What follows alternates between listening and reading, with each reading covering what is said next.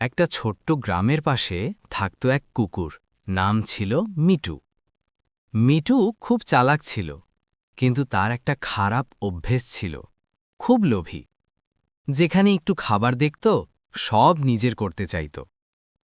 একদিন সকালে মিটু অনেক কষ্ট করে একটা বড় হাড় পেল।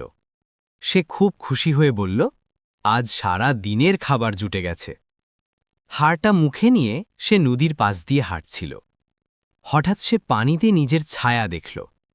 ছায়ায় দেখল আরেকটা কুকুর, মুখে আরও বড় একটা হাড়। মিটু ভাবল, ওর হাড়টা যদি পাই তাহলে আমার দুইটা হবে। লোভে তার মাথা কাজ করল না। সে জোরে ঘেউ করে ঝাঁপ দিল, হাড়টা দে। কিন্তু সাথে সাথেই তার নিজের হাড়টা পানিতে পড়ে গেল। ছায়াটাও মিলিয়ে গেল।